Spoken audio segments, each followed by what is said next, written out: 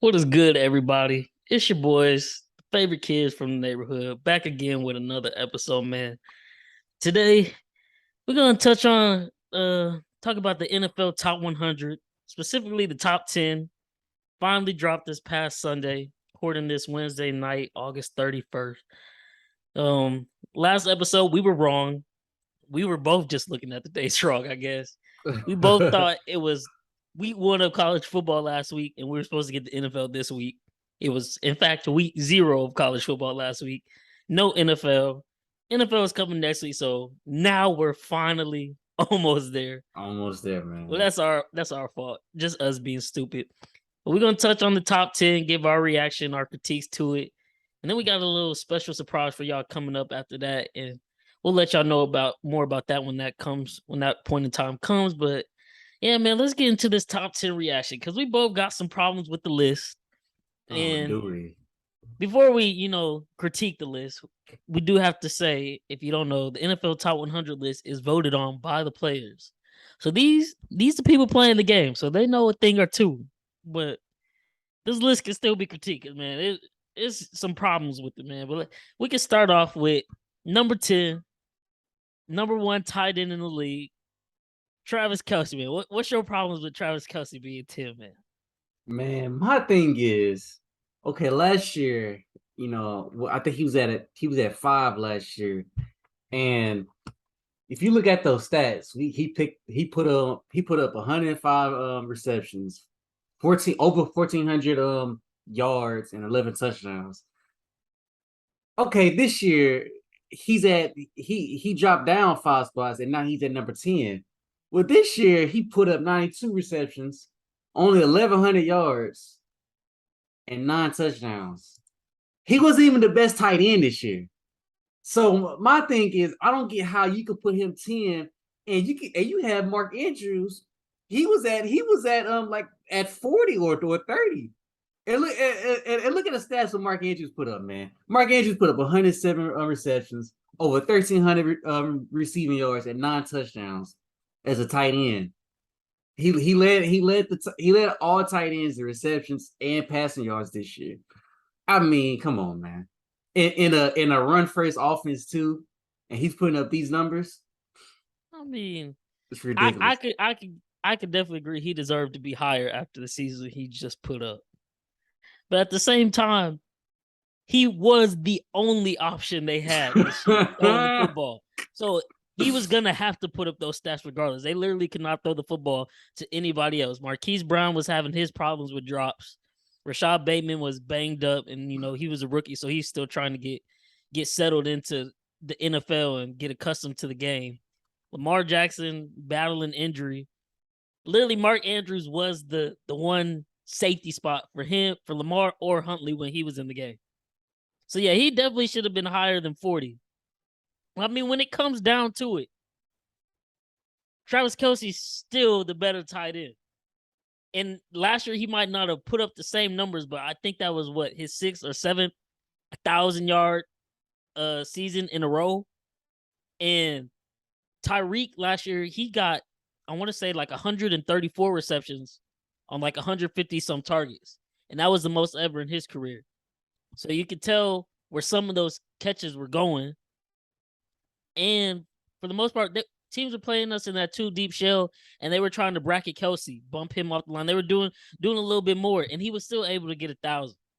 So, I mean, yes, Mark Andrews needs to get bumped up, but I'm fine with Travis Kelce being number 10. He's damn near the best receiver in the league, and he's the tight end. He got to be up there every year because until he falls off, he got to be up there. Maybe you can make the argument bump him down a little lower than 10. Yeah, but he gotta be the number 1 rated tight end regardless.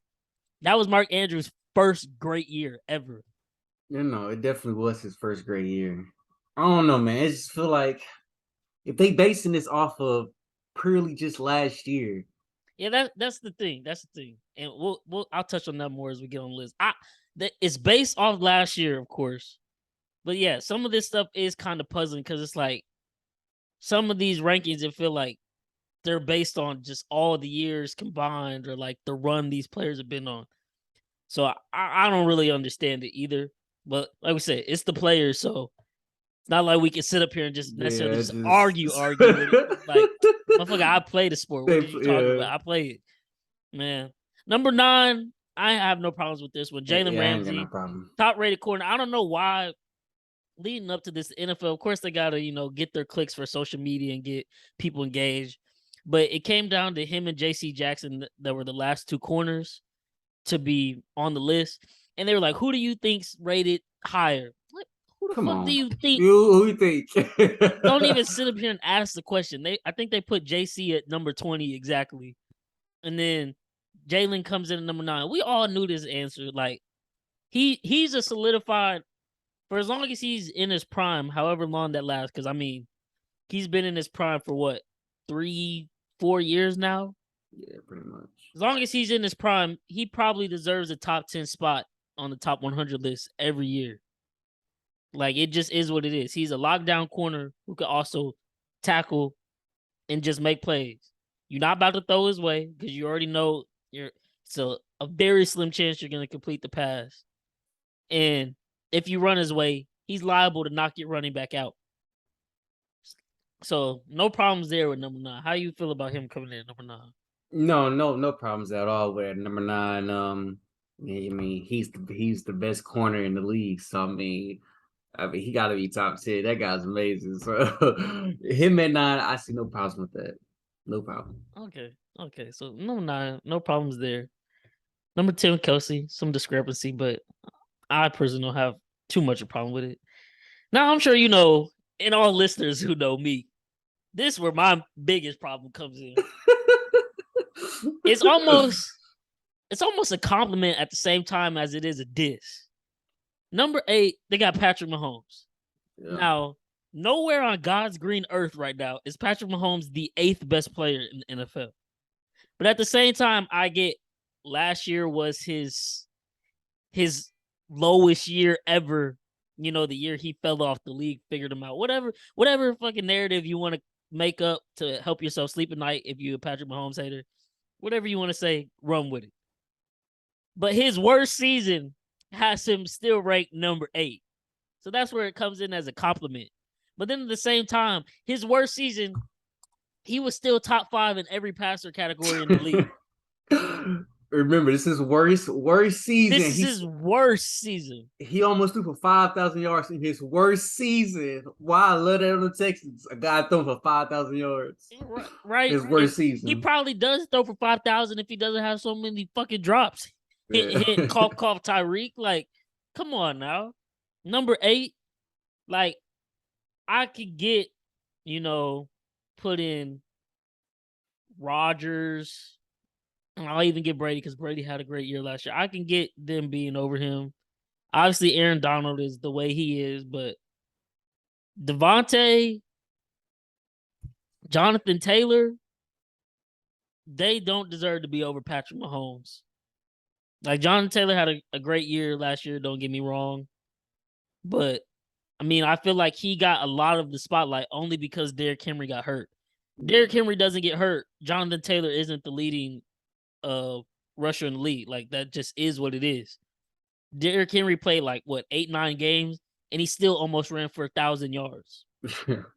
So like, he just happened to be the second best. Mm-hmm. DeVante Adams, he didn't do anything too crazy. It wasn't even his best year as a Packer. I mean, he just did what he always did with Aaron. And so I could get putting him top 10, but over Patrick Mahomes, come on, man. That's crazy to me. But at the same time, I love it. This dude gets motivated from social media, whether he says it or not. So all these stupid ass takes have just been flying all season. He's not going to be anything without Tyreek. Herbert's the best quarterback in the league. Josh Allen's the best quarterback in the league. Joe Burrow is the best quarterback. Like all these different narratives and whatnot. And now this on top of that, when he's rated number 1 next year, you're gonna know why. Like last time what was it? I think it was his MVP year. They rated him number 4, which that one really didn't make sense. Because how you come in number 4 and you threw 50 touchdowns, 5,000 yards, your first season. I think that was just motherfuckers hating. There's like no way he just came into the league and did this. Like we can't put him number 1. They pissed him off enough. He comes back, wins the Super Bowl. They give him number 1. But this year, yeah, they definitely just ignited another fire. It's gonna be real dangerous for the league. Now I need week 1 to come. Like, let's get this shit on. Let's get this show started, man.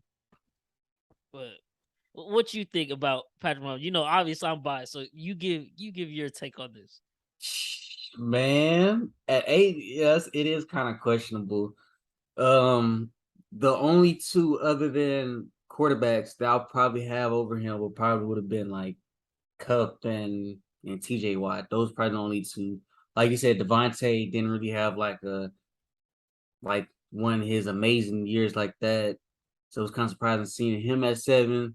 And then, like you said, JT, if it wasn't for Derrick Henry getting hurt, he wouldn't have been the leading rusher like at all. But cause I want to say even like after Derrick Henry got hurt, like 3 weeks had passed and Derrick Henry was still like he was still at the top. So like Jonathan Taylor started catching fire towards the middle and just kept the streak going, but like it still wasn't anywhere near what Derrick Henry was gonna produce. And I'm really about to try to look it up, but I want to say when Derrick Henry rushed for 2,000 yards, did he even make it into the top 5 or did he just crack top 10?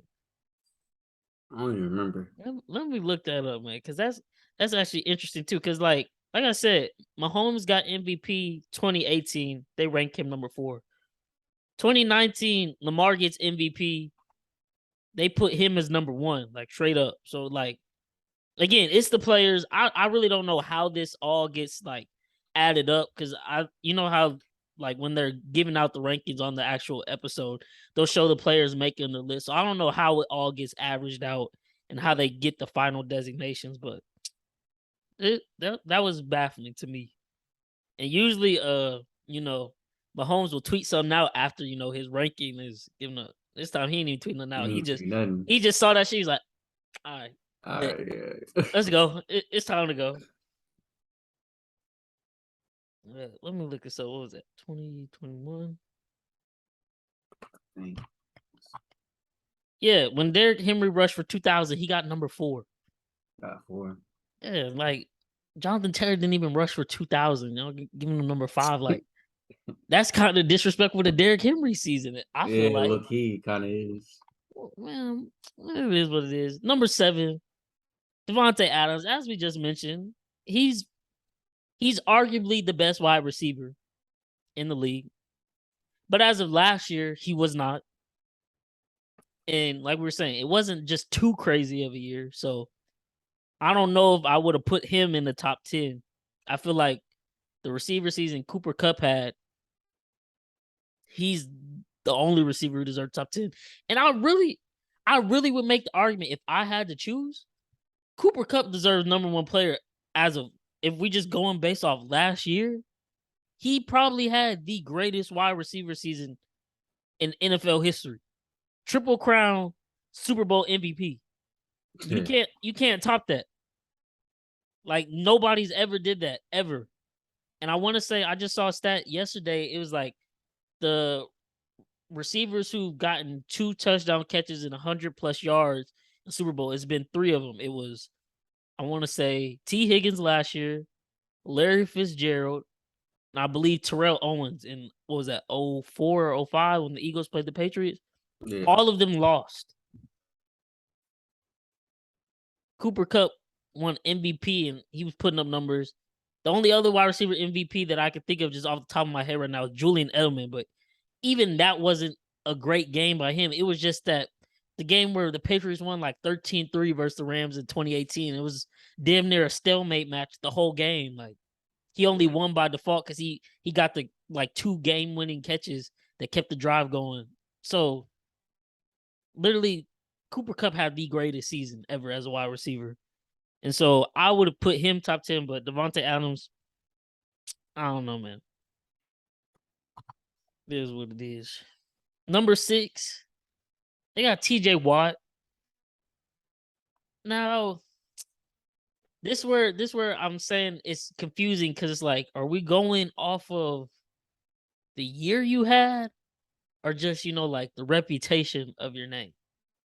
Because technically, if we're just going off the year you had, TJ Watt should be over Aaron Donald this past year. Low key, he should, and like I was gonna say year. that. Yeah, okay.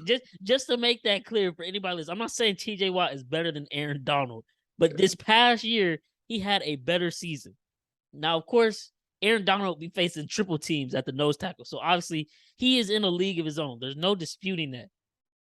But TJ Watt finally just got Defensive Player of the Year, as he really should have won another one some of these other few years, but it just so happens he happens to be playing at the same time as Aaron fucking Donald, yeah. the greatest defender in league history.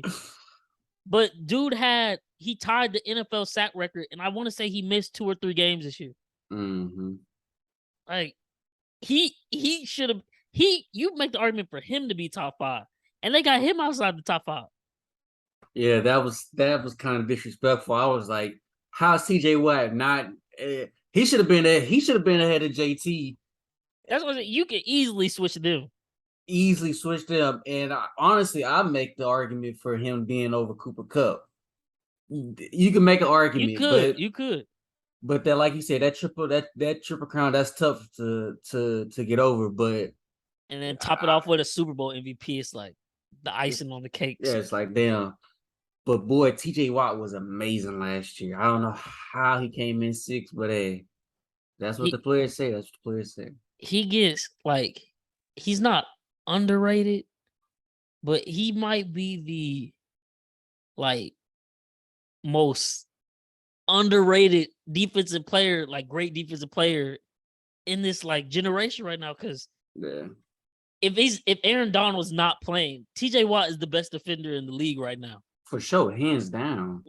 The numbers he's putting up and what he's producing from the defensive end position, like I said before, he's not he still has to do some more to surpass his brother JJ, because JJ Watt in his prime was just below Aaron Donald's level. Yeah, he won 3 or 4 MVP defensive player. That's how great JJ Watt was. It's just injuries have riddled his career, and people have just now forgotten because it's been so long. But if TJ Watt keeps this run up of just dominating and he's able to stay healthy, he's going to end up surpassing JJ, and he's going to be probably right there in argument for top 3 defensive linemen in the league, because he's that much of a beast, but it just gets overshadowed so much by Aaron Donald. It's like, what do you do? Yeah, there's nothing you can do. There's nothing you can do, but 22.5 sacks in 14 games. Come on, bro. That's ridiculous. That is ridiculous. And just to touch on this past week was the final week of preseason. And I don't know why Mike Tomlin had him in the game. I mean, I wasn't necessarily too mad while I was watching it happen, because I bet the Steelers and I needed that dub to break even. But after the first drive and they came back the second drive, he got a tackle for loss in the backfield. I was like, that looked like TJ Watt. And then they zoomed in, like, oh, that's TJ Watt. I was like, I don't know what the fuck he doing on the field. I walked away from the TV, was doing something, came back in second quarter. TJ Watt makes another tackle. I'm like, bro, what is he doing in the game? Yeah. This is I was like, I don't know what they're doing, but okay. And then sure enough, 2 plays later, he gets cut blocked. He ended up staying in the game, but then he eventually came out, and then it came out like, oh, he's out the game with an injury. And it's like, oh my God. Thank God it wasn't anything too serious. But still, I was like, what the hell are you doing, Tyler? Yeah, nah, he was tripping. Even Najee was out there to the damn near third quarter. Huh? Everybody was. I was like, so what the fuck? You seen what you need to see, didn't you? You about to ruin whatever chance you have of keeping this playoff streak up right now, because Deontay Johnson, I guess it was just a bruise or something. But I thought he had damn near fractured his collarbone or something because he caught a nice pass diving on the sidelines, and it looked like he landed hard, but he got up and he tried to play it off and he was like first down or whatever. But then he was just standing there. You could tell he was hurt. He was hurt. He didn't come back after that. They said he was at the game. I was like, this is not a good look for the Steelers right now. Like, get these starters out of the game. Out, man. But yeah, man. Number 5, Jonathan Taylor, as we talked about, great year. Not debating that. Great running back. Arguably the best offensive line in the league in the Colts behind Quentin Nelson and them boys. This year got Matt Ryan. I mean, hopefully, I don't know. Their wide receiver core is still kind of suspect besides Pittman Jr. But hopefully Matt Ryan can help, open up that pass game. So maybe it can even open up some more running lanes for Jonathan Taylor. Like I said, man, number 5, that's just a little too high for me. Especially if Derrick Henry could only get 4 when he rushed for 2,000. And he's been dominating ever since he stepped foot in the league. And like we said, if he doesn't get injured, he might rush for 2,000 again last year if he never got injured. He was on pace for 2,000 and 2 years back-to-back 2,000 yards. That would have been crazy in itself. And at that point, you might have had to have the discussion who's better in their prime, AP or Derrick Henry. Yeah. That discussion probably gets dropped for now unless, he comes back and he is able to do that again. But, I mean, AP, the other one in recent memory that was rushed 2,000. And Derrick Henry's about to do that 2 times in a row in a passing league. So that's all I'm saying, people. AP, my boy. But I'm saying it was a discussion there to be had. We'll see if he can pick it back up. But number 4, Cooper Kupp. Like I said, he's my number 1. I don't care. I rated him my number 1 wide receiver. Like, dude, like I said, point blank period, the greatest wide receiver season ever in league history. There's nothing left to be said. Like, I don't know. Obviously, he might not do it in the flashiest way. He's not out here just snagging every catch with one hand or just, has the nastiest jukes. But he gets the job done and he does it the best. And now that was year 1 with Stafford. Yeah. This year 2 with Stafford, I mean, he might not be able to put up those same exact numbers, but I'm sure he'll get damn close. That production's not going nowhere unless he gets injured or Stafford gets injured. Dude is just a beast. And he's one of the reasons why they might be able to repeat for real this year. Because all that talent is still there. And then you add a guy in like Allen Robinson. Come on, man. Yeah, they're going to be nasty. Los Angeles out there cheating. Cheating, bro. No cap. Like, not no cap as in no lie, but they got no cap. Like, the cap space is non-existent. They just paying everybody, man, down there. And number 3, I'll let you talk about number 3 because that's your bad man. He's bad, man. But nah, man, another that's back-to-back MVP years for that man. At number 3, he was number 3 last year too, I believe. Yeah, man. I mean, I don't know. It's not really much to say. He back at number 3. He choked in the playoffs though, so I think 3 is a good spot for him. Maybe. I don't know if you think it should be higher or lower though. That's what I'm saying. So now it's that same argument. Is it like reputation or what you did? Because I mean, he was the NFL MVP back to back. Yeah, because did you say LJ was he was number 1 when he won it. And Pat was number 1 when he won it too. No, right? Pat got hold. He got number 4. He got number 4. He did. Yeah, I forgot.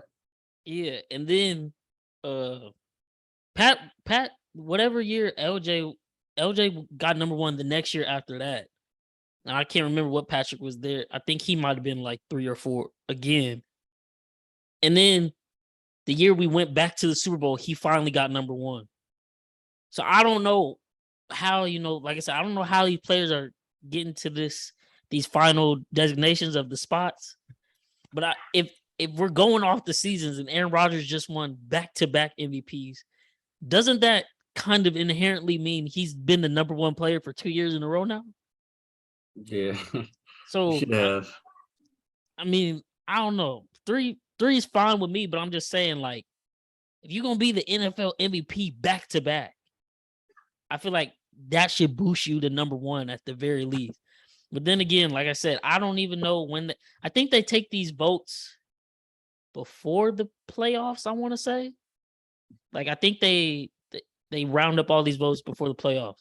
So I mean, towards the playoffs, Tom Brady, I think he was second in MVP voting, and a lot of people thought Tom Brady was going to win. So maybe that's a lot of reason why he ended up number one as well. Yeah. But I mean, it is what it is. I'm not mad at number 3, but I'm just saying, like, if you go, there's literally nothing else you could do with back-to-back MVPs, and you still don't end up number one.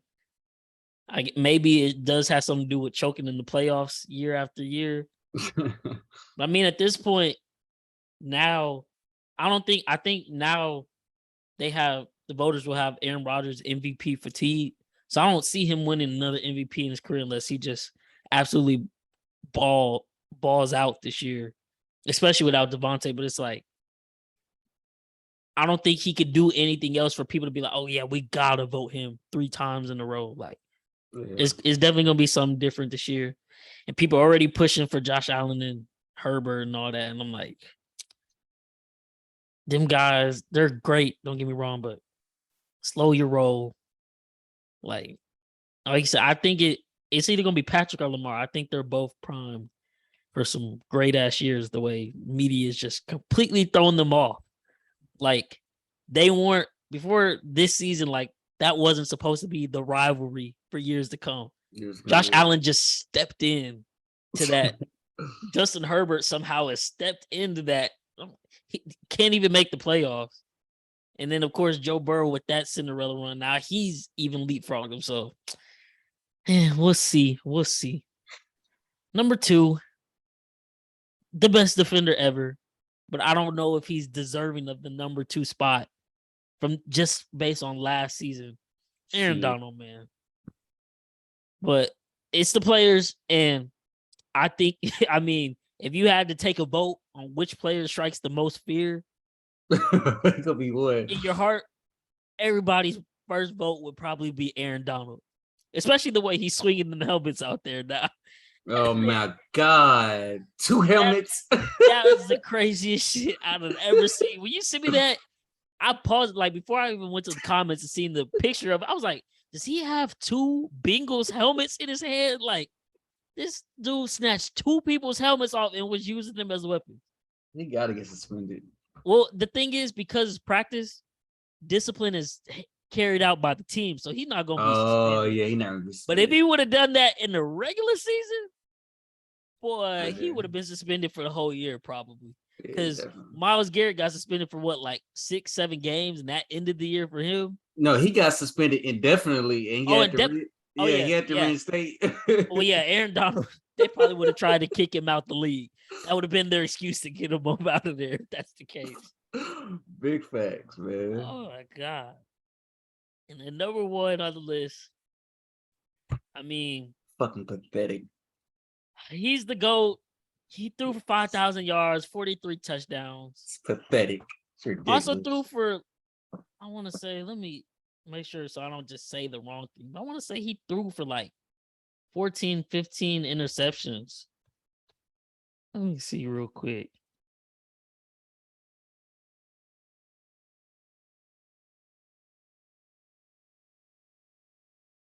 Dang, Stat News talking about it didn't understand my question. Tom Brady 2022 stats. Does that not? I don't know. Oh, here we go. I guess it need to be 2021 technically. My bad. But he threw 12 interceptions. Okay. 12 interceptions. 312 yards a game. I mean, he was balling, and he is 44, going on 45 fucking years old now. So I guess, but I mean, that team was loaded last year. Obviously, they have the fallout with AB and all that. Like, as far as talent goes, last year coming in as the defending Super Bowl champion, literally every analyst was saying they have the number one offense in the league, weapons wise. Of course, you're gonna put up the numbers, especially when you're throwing the ball. That's the most he's ever thrown in his career too. So props to him that he's able to do it at 44. Yeah. But come on, man. I really think that's what I'm saying. Like, I think this voting took place before the playoffs and all that. So he was in MVP conversation, and people were arguing that he should be MVP. But I think you could flip flop him and Aaron Rodgers. I mean, if Aaron Rodgers won MVP 2 times in a row, I feel like he deserves the number one nod over Tom Brady. But either way it goes, for me, I got Patrick Mahomes over both them old ass motherfuckers. Yeah. How you feel about him being the one? I know you hate that shit. Oh, that shit's disgusting. I would have had his ass at. My thing is, if he was gonna be number one, he should have won MVP. Then he should have been MVP if he was gonna be number one. But I don't know. My number one would have been Aaron Donald. Honestly, that guy, he just brings too much attention to a game plan. You got to triple team this guy. You got to double team this guy. You have to focus when offenses game plan. They have to like literally focus on where's Aaron Donald being positioned at on the line. He just brings so much focus to like a game plan, and also, man, what he did in the Super Bowl. In the Super Bowl, that game, my God, he won the game. He basically won the game, but what really like kind of, because he was already doing good, but what really I can't talk. But what really kind of like got him going was when he had kind of shoved Joe Burrow out. I was just going to say that. I saw that in the clip. He shoved Joe Burrow and the line got mad at him. Yes. And like all 5 of them tried to attack him. I'm like, why would y'all do that? Yeah, y'all literally woke the beast up. If they don't do that, they might win that game. Because from then on, he just went complete beast mode. Because to start the second half, they had that lucky ass. It should have been offensive pass interference where T. Higgins grabbed Jaylen Ramsey face mask and then caught it for a touchdown. But after that, Cincinnati got shut down for the rest of the half. And it was basically Aaron Donald causing mayhem everywhere. And when he wasn't causing the mayhem, he was a direct cause of anybody else wreaking havoc on Cincinnati's offense because they were focused so much on him. And he's gonna deserve number 1 or number 2 every year. Like, he's just that. He's the greatest defensive player of all time. To get triple teamed as a nose tackle, nobody else garners that attention. Yeah, at all. That's crazy. Like, to even think about you a nose tackle and you getting triple team. Yeah. Come on, man. So he'll never be able to, get 22.5 sacks like a TJ Watt. So that's the argument there to rebuttal against TJ Watt beating over him. But like I said, man, 1A and I want to say 1B, 1B.5, because Aaron Donald is just that different. But if Aaron Donald isn't playing, TJ Watt is the best defender in the league. It just sucks. He just so happens to be with the greatest one of all time during his prime. But that wraps up our top 10 reactions, man. And like I said, after this, we have a little surprise for y'all. So we're about to bring on not even a guest. It's our homeboy, Chris. He's a part of the podcast. He just specializes in NBA. And with the NFL being a week away still, and we already gave our college picks for week 1, we're going to talk about some of the NBA, just kind of break the ice on that. We've been arguing in our group chats these past 2 weeks, so we finally said, man, let's just take this to the podcast now, because we all be having different opinions and whatnot. So without further ado, welcome our boy Chris to the show, man. Yes, sir. Let's see. Oh, man, he got his little light-skinned picture phone. Come on, Chris. Welcome to the show, man. Get on here. Oh, God. You gotta unmute yourself. Oh, yeah. I gotta get used to that. like I was saying, man, this our homeboy Chris. You're gonna see him a lot during the NBA season. Oh, yeah, Probably gonna be a sure. lot of heated debates. For sure. I was gonna say you can see his Oh shirt football. You man, know, get that you're a push Dallas up. Cowboys fan. I'm sure we might get him on some of the episodes during the NFL season when we're talking mess about his team and he'll defend them to the death. But let him know all your teams, who you repping, you know, what biases you got. Yeah, so I ain't gonna lie, I bias with Oklahoma City Thunder. I bias with my Dallas Cowboys. You feel me? I really don't got no biases elsewhere though. I just love the sport. Any sport it is, I'll watch it. So Fortunately, you know, the boy Chet went out for the season. I low key feel like I jinxed it because in the group chat a couple yeah, weeks you ago, gonna leave him alone, bro. I was You just gonna leave saying him Chet was alone. gonna be great, and I think everybody would sleep on him, and then boom, man, Liz Frank fracture in a pickup basketball game. Pick up, bro, on the King LeBron, bro. Yeah. Anyways, what we got for y'all, man? Start off with this NBA discussion. We're gonna give y'all our top 5 duos for this upcoming NBA season. So this is what we're projecting to be top 5 duos this year. We're out of the super team era, if you want to call it that, where it's not really a big 3 or big 4 anymore. It's a lot of strong duos on every NBA team, and it's really competitive. Last year was amazing. Of course, the Warriors came back and won it. But this year, going into the 22-23 season, let's talk about what we got as the top duo. So we can all start off with our number 5 on the list, and we'll work our way up to number 1. But since Chris just joined, we'll let Chris go first. Who you got as your number 5 duo coming in? Or I'll say this first. Do you have any honorable mentions that I do. Okay, I have one honorable mention. Let's start with the honorable mentions. What's your honorable mention? Okay, my honorable mention, bro, is gonna be Ingram and Zion, bro. Okay. I got them on mine too. Okay. Yeah, I respect that. yeah, I respect that. yeah. I Yeah. think Zion's. I think he's gonna come back strong, bro. Like we seen him come back. You know, he had a historical run of games, literally. To And start then off we his know career. exactly. And then Ingram, he's already who he is. We've seen this man ball out. So I think them together, like they both matured, like they both gotten into that system. Yeah, they finna go crazy. I think they're gonna be the real nice. Yeah, no, I agree with that. I couldn't put him in the top 5 only because Yeah, Zion's health is such a big question mark. But I yeah. think he's completely healthy. We'll see. Hopefully he stays healthy. And if he's healthy, the way I think New Orleans can play, especially coming off of last year, they would be. Bro. You can make an argument they might end up in the top 3 duos in the NBA if they do what they're supposed to do. Low key. Brandon Ingram finally coming into his own. I mean, it was unfair from the jump. The expectations he got thrown on top of his shoulders when he got drafted by LA. The next KD. There's never gonna be a next Kevin Durant. And then on top of that, LeBron comes over. So now you're forced to even dig another big shadow. Nice. You got to be Kevin Durant, but you also got to play with LeBron James, who's gonna have the ball in his hands 70% of the time. Finally coming into his own New Orleans. I'm excited for them.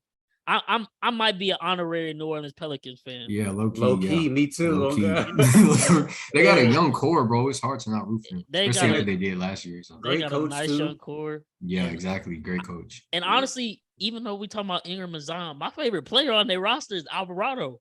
Yeah. I fuck with bro. The way he be locking people up and getting in their face, and then he can knock down open shots. That clip from this past season, I forgot who said it, but he got past the ball, and someone on the opposing bench was like, "Can he shoot?" Yeah, he said, "Yeah, I can." And then he hit. So yeah, man, Alvarado, I rock with him. Like I said, honorable mention for sure, but just can't put him top 5 yet because got to see it. Yeah, and that really just depends on Zion being healthy, which I think he will be. You got any honorable mentions, Kim? Yes, I actually do have one. I don't know if you guys got these 2 guys in your guys' top 5, but probably about a year or 2 ago, they was definitely in my top 5. But now I think they kind of one is definitely declining. But I got Chris Paul and DBook, man. Honorable mention, Chris Paul, DBook. I just feel like this upcoming year, I don't think they're gonna have the same year as like as they I'm with did you. They fell off in the past year. I feel like they're gonna fall off like big. Like don't get me wrong, Chris Paul, like he's still like he's still Nah, he still lost he lost all respect to me. He's kind of losing his step a little. So it's kind of like I still want to respect him because that's my favorite point guard and all, but I don't know, man. I just that's my honorable mention. See, I got 4 honorable mentions, and they're also one of them. And it's not even necessarily DBook. Like DBook is a star in this league for years to come. For sure. CP3 literally wasted his one and only opportunity in the 2021 finals. They had Milwaukee down 2-0. He should have capitalized. Because I don't think, at least while he's there, he's never making it back to the NBA finals with Phoenix and the way the league is set up right now. Like yeah. He don't got that push in him no more. He ain't that guy no more. For real. Maybe he's just the most unlucky player ever, like as far as like being one of the top tier talents. But like he just can't get it done. And after getting waxed by 50 on your home floor by 23-year-old Luka Doncic, come on, man. Yeah, CP3 these last 2 years, I was such a big fan, and he just disappointed me. Because y'all know 2021, I was riding hard for him. Yeah. And then this year, I was like, man, they're number 1 in the West. Oh, they could get back. The Warriors are still trying to find their way with Klay coming back. This is their year. Like, this is their last chance. And then to sell like that, because Luka's only gonna get better. Oh my God, he's only 23, huh? I almost put him in my list. He just don't got a partner with him. I almost wanted to be crazy and say him and Dinwiddie, but like, but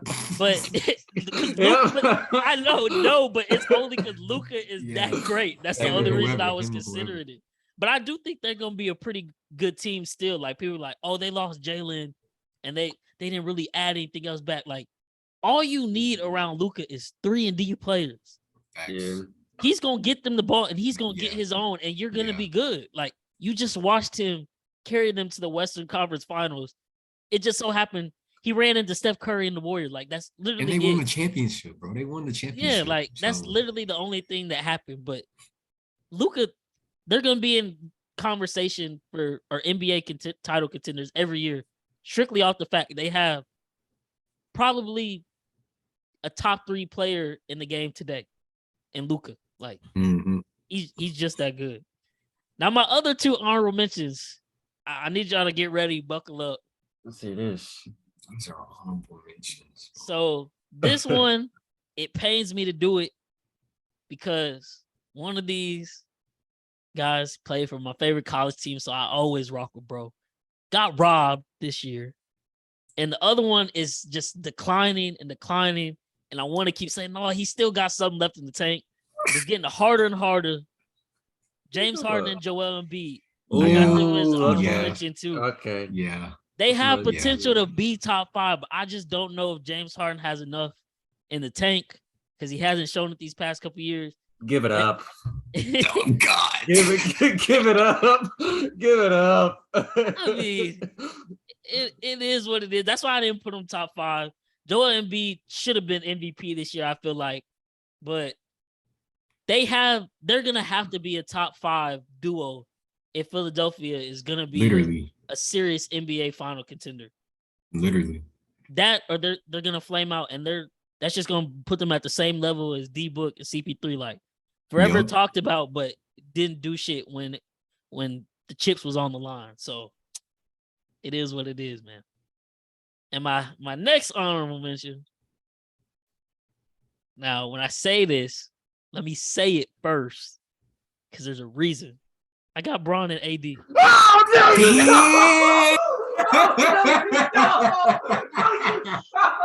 I knew you was gonna piss me off. I knew you was gonna piss me off. Damn, they didn't make the top 5. I just knew you was gonna piss me off. I just knew you was gonna piss me off. Listen. No, I want to. Bro, how can I put them top 5 when if Anthony Davis step out the bed wrong, he's a game time decision that night, man? Man, like I cannot trust Anthony Davis. That's literally it. Damn. If I can trust Anthony Davis being healthy then they would be top 5. But he literally has left LeBron hanging for 2 years now. It's true. I can't disagree with that. And if I it can wasn't disagree for with that. if it wasn't for COVID, they probably wouldn't be able to win that year because AD would have messed around and pulled his hamstring or something or his groin, and he would have been out for those playoffs. But he got to rest for like a solid 3-4 months before they continued the season. Like they obviously by name they're top 5, but because he's day-to-day Anthony Davis, street clothes Davis, like facts. Mr. Put It On too. like, man, I can't trust him, bro. And LeBron is obviously LeBron, but he's only getting older. And so he shouldn't have to do that much anymore. This was supposed to be Anthony Davis' team. This nigga LeBron got to average like 30-something points just for them to still lose by 25 because Anthony Davis over there on the bench. So they're going to have to earn their top 5 spot back. And that's really just going to be on Anthony Davis, man. I'm sorry, Cam. It is what it is. You could be mad about it. I'm gonna get into it. I'm gonna get into it in top 5. I want to hear it. I'm gonna get to it. Okay. So now that finishes my honorable mentions. So we can get into the top 5, man. So who y'all got at 5? Go ahead, Cam. Who you got at 5? Me at 5. All right, man. One of these guys, he's the best player in the league right now. But the other one, y'all don't really like this guy too much.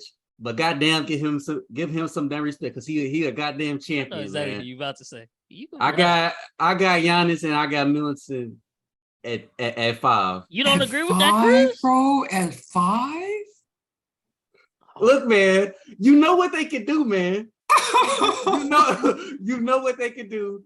They are champions. They are winners. They're champions. Y'all both know more than anyone how much I hated them that year they won the final. But they got all my respect. And if Middleton doesn't get hurt, the Bucks are probably back in the NBA finals again. And I would say, like, the way Draymond was playing in these finals, if he would have played that way versus the Bucks were beating the Golden State Warriors in that easily. Because they didn't have a big to stop Giannis for real. And Draymond was stinking up the court. And I don't care what people say. We just had this argument in the group chat the other day. Marcus Smart, defensive player of the year, but Drew Holiday, you ask anybody in the league who the better defender is? Yeah, he's more consistent. Drew Holiday is going to be the answer. And I think he would have been able to slow down Curry. You're not going to just shut down Curry, but he would have been able to do a little bit more, and he could provide more on the offensive end. Whereas Smart, he couldn't throw a damn rock in the ocean if his life depended on it half the time. So Now Middleton, obviously he's not the most sexiest to go next to a Batman. Like, he's not the most sexiest Robin. Yeah. But I mean, he gets the job done. I feel like the job done. Like, I feel like you can count on him in big moments. He would, like, literally Giannis did all the dirty work, and then Middleton was the closer. Like, it was driving me insane watching that 2021 finals. But Middleton was like, every time they needed a clutch shot, if Giannis couldn't get to the basket, he was kicking it out, and Middleton was just bucket. I think what was it, game 4, he dropped 40, and it's like, oh my God, the Milwaukee, like, Chris Paul is really about to choke again. Milwaukee's gonna do this. Yep. And it was a large part because of Chris Middleton, man. So I can't be mad at it. There's no other, you said Batman. There's no other Robin that's gonna perform like Chris Middleton. So it's just crazy that this man got them at 5. Oh, at 5, okay. Oh, okay. I thought you were saying like you didn't have them at all. I got them too, but yeah. Okay. What's your 5, Chris? What's your 5? My 5. So my 5 is kind of iffy because, like, it's definitely like a futuristic type, placement. But I got Garland and Mobley. Okay. I got Garland and Mobley. I can get down with that. I could get behind that. And so the research I was doing on them, it was an article that said they when it's Garland and Mobley and Allen, then they good. Oh yeah. But when one person's out of the lineup, they 12 and 15. That's right. That's what killed them last year, because they were literally, I think they were like top 5 in the East, and then Allen went out with his, got hurt. Exactly, and they with completely fell out. So I'm thinking that hopefully Garland and Mobley, because Mobley's supposed to be that. They do. I mean, they took that man early, right? So Garland's a great point guard. Anybody can bounce, right? You feel me? Like he's exactly. So I would hope that in this upcoming season, we'll see both of them working out together. And not seeing Jared Allen, but he is more of a defensive rebounding type player. He get the pick and roll and he catch the lobs, right? But he get blocks and he get rebounds as well. Evan Mobley's a shooter. He stretches the floor. He can pass. He can finish. So I got them at 5 for sure. Okay. Look, like I said, I didn't even think of them. I'm kind of mad now I didn't. They would definitely be in my honorable mention. Honorable mentions, yeah. For sure. Darius Garland he's becoming one of my favorite players. I think I told Cam, and it might have been you too in the group chat, but I said a couple months ago, I was like, whenever I have a kid, oh yeah, I probably put on Darius Garland film and be like, watch that and go try to do that. Yeah. Like he's so smooth to me, and he only gonna get better. He's only gonna get better. Like he ran Colin Sexton out of his job in Cleveland. That's the reason Colin Sexton won't get re-signed, because he got injured. And then it's like, well, we did just draft another guard who's better than you. Like, as good as Colin Sexton was and hyped up, Garland is all of that and more. And like, he can pass, he can shoot. Like I said, I really think he's the future. I don't know if Cleveland will ever be able to reach the mountaintop again, but with him and Mobley and Allen in the future, and they just picked up my boy Ochai. Right, exactly, right, yeah. And they have a decent bench, bro. They have a decent bench. They just young, bro. They're just young. And I still don't know, because the East is so like top heavy, because you got Giannis. Now you got the Celtics. They're not going nowhere. Miami's still right there every year. Philly, like, I don't know if they can just beat those teams in a 7-game series yet, but I know they're gonna give them a fight if they get the chance. They're gonna make it to the playoffs again. Oh yeah. Who they lost to? It was the Hawks. I believe so, if I'm not mistaken. But I think so, yeah. And the Hawks ain't done nothing in the offseason. Yeah, man. So. I can't wait to talk about them during the season. They probably one of the most overhyped teams. But that's a conversation for another day. My number 5, man, the most problematic players in the league today. But their talent is so undeniable, they have to make it. I can't put them any higher right now because I don't know what I'm gonna get from them. But KD and Kyrie, man, probably the 2 most gifted scorers in the league today. But they come with so much drama and baggage. Like, I really don't know what to expect from this year. I thought going into this offseason after they got swept, like, okay, obviously Ben Simmons is gonna be healthy next year. At least we hope so. No telling what his deal is. Yeah. But just run it back. Y'all have a top defender now. You're still Kevin Durant at the end of the day. You're Kyrie Irving. If y'all stay healthy and maybe get a serviceable big, like a Miles Turner or something, y'all can easily be right back in contention. But KD won it out. Kyrie won it out. Now they're back in. So they're supposed to play. They're easily could be a top 2, when they're at their apex. But I don't know what I'm going to get from them. But like I said, their talent is too undeniable to not have them top 5. If they're out there on the court, they're going to score the ball. Now, they might not be able to stop nobody on the defensive end, but they're going to put some points up. And Kevin Durant, the most efficient scorer in NBA history. And Kyrie Irving, probably the best ball handler in NBA history. And, when he's on fire too. So I got them coming in at 5. I actually didn't have them on my list. That's fair, because like I said, there's such a big question mark because their egos and just all the extra stuff that don't have to do with basketball. We'll see, man. We'll see. But what's up, Cam? What's up? You think you like that pick or what? How you feel about that? Oh, with KD and Kyrie, I got them a little bit higher on my list. Okay. I got a little bit more higher. Okay, so who you got at number 4? Let's move to number 4. All right, y'all finna think I'm crazy, but all right, at 4 for me. Okay, on paper they look very, very good together. They haven't done anything yet, but I feel like this is their year to kind of like, okay, like this is probably one of the best duos like in the league right now. But I got Kawhi and PG. I ain't gonna lie, I respect it. Look, I respect it because I got the same ones at 4. Hey man. Look, man, we know what Kawhi can do. We know what PG can do, man. PG is a dog. He's very underrated, bro. PG very underrated, man. He just had a terrible bubble, and and the last memory before the bubble was him getting waved off the court for real by Dame. So it's like, then he gets injured, so it's not too much history for people to rely back on. The last people really remember Paul George is him getting torched. Yeah. But I saw someone say the other day, and it actually makes a lot of sense. Paul George is literally like a 6'9" Kyrie. It really is. Yeah, like he's one of the smoothest wings in the game, and his jump shot is silk. Butter. Yeah. Mm-hmm. It's just he hasn't put it together in the playoffs. But I mean, he was going up against LeBron in the Heat back then with the Pacers in their prime, and then OKC, yeah, he was putting up a great fight. Like, I personally never expected him to get over that hump. Because it's just like you playing one of the best teams in league history and the best player in history. Like, you're not supposed to win. But props to you for putting up a fight. And then OKC, I never expected them to win because they have sorry, Chris, they have Russell at the end of the day. And like no, that's facts. That's facts. So, but it's a projection a little bit because obviously they both coming back from injuries. But the Clippers have made so many great moves while they were away. Oh my God. I think it's only gonna help them be that much better. Bro, they have a really good team, bro. And Tyronn Lue, I still say it to this day, he's the best coach in the league. Like, I don't care what anybody say. Like, Tyronn Lue can coach.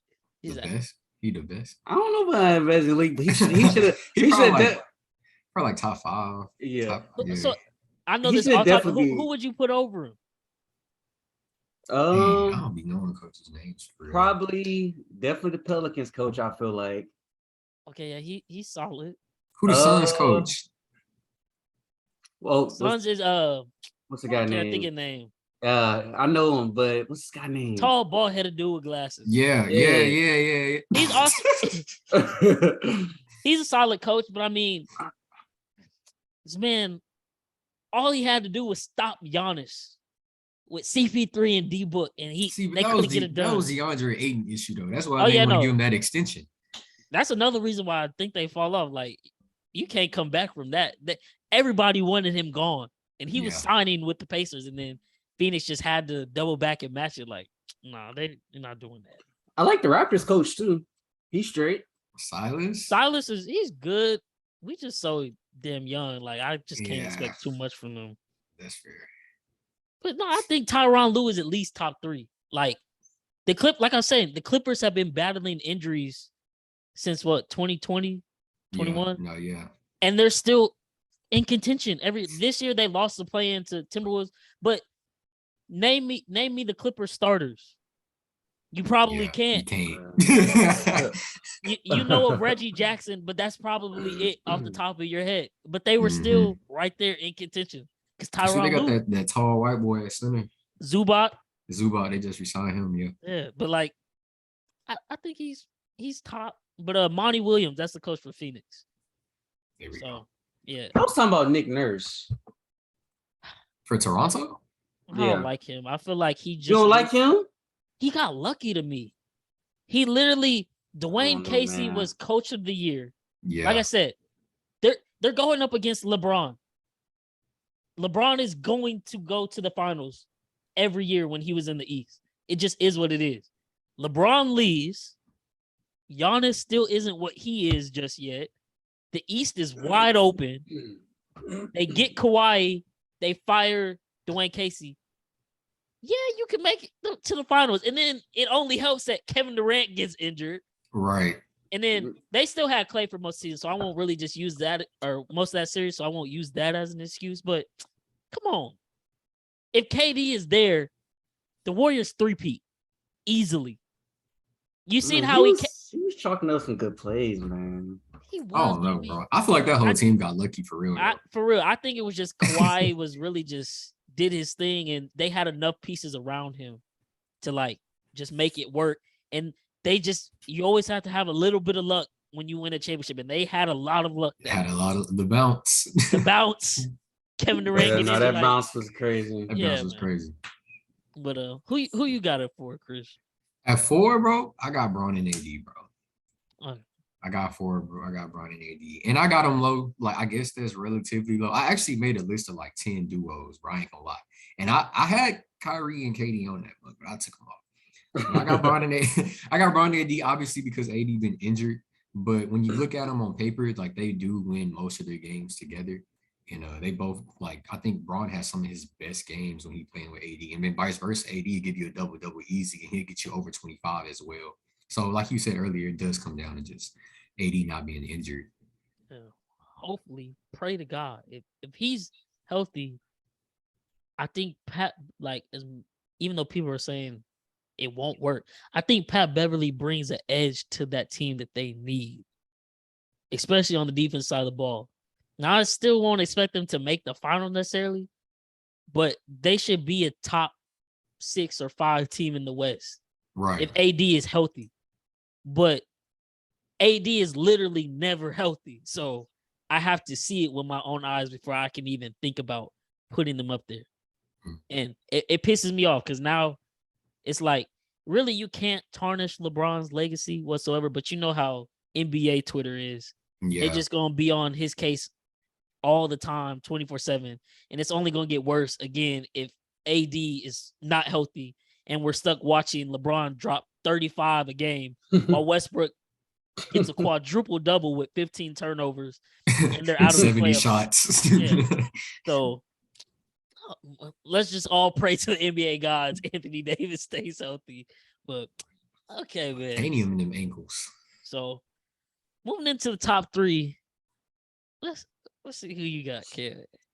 At 3, this should easily be the best offensive duo of all time, and that's KD and Kyrie.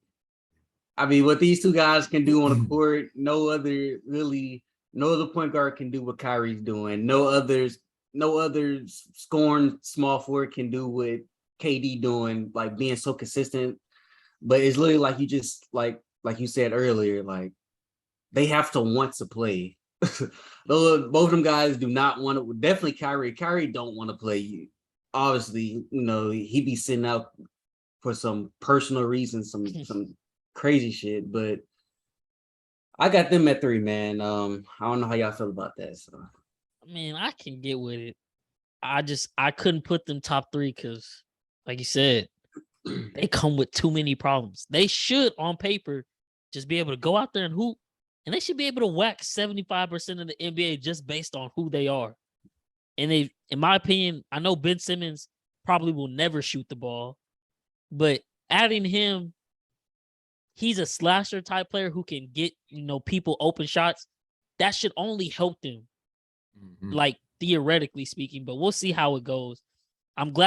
I'm kind of glad the owner was, just asking for some outrageous stuff in trade talks, and so they have to stay. Because I want to see them with Ben Simmons just to see how it looks before, they got out of there. Because we got robbed with them and Harden. They only played like 17 games together in 2 years.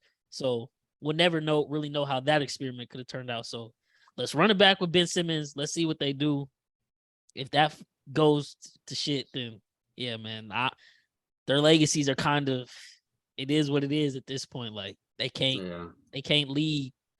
They have to be. They're really Robins at that point. If they really kind of are. If they can't do it with each other, it's like KD. See, and that's why I didn't put them on my top 5 at all, bro. Because I haven't seen them together consistently.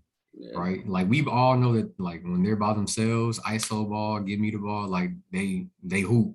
But together, we ain't really got much of a look at that. We saw a little bit in the playoffs, and then they lost the lead. Got swept by Boston. Yeah. So and Kevin Durant, that's probably his worst playoff series of his career. He was getting locked up. So yeah, they definitely got a lot to prove. But who you got at number 3? For me? Yeah. Shoot. So number 3, I do got Kawhi and PG. And for all the reasons we just spoke about, they're literally the same player. Obviously, Kawhi is probably a bit better on the defensive side, but we know that PG can pick up a team when he has to. He's led multiple teams. And with Kawhi on their side, like together, they win a lot of games as well. Like I think they win like 60% amount of the games that they played together. So Yeah, Kawhi and PG, short and simple. Well, okay. My number 3.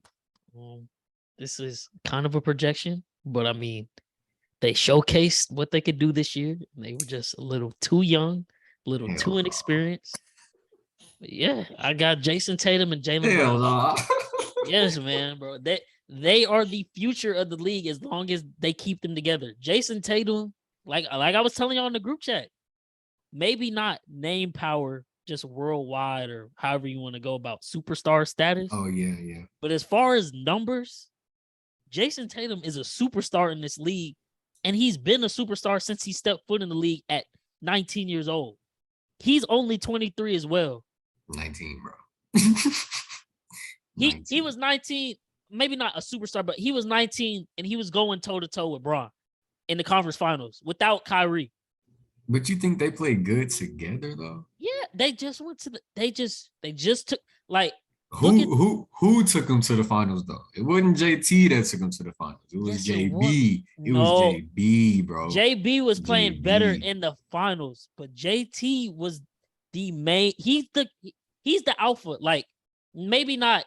JB is his own alpha in his own right. I'm saying, like, not saying he's not, but as far as the go-to guy on that team, it is Jason Tatum.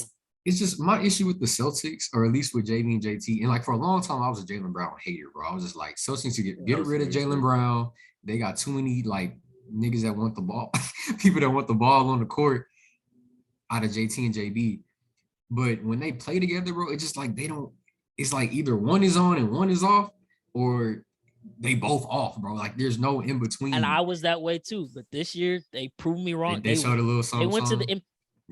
Jason Tatum averaged 25.6 rebounds, 6 assists in the playoff. Yeah. JB averaged 23, 7 and 3.5 assists. Mm-hmm. And they went through. They swept KD and Kyrie. Mm-hmm.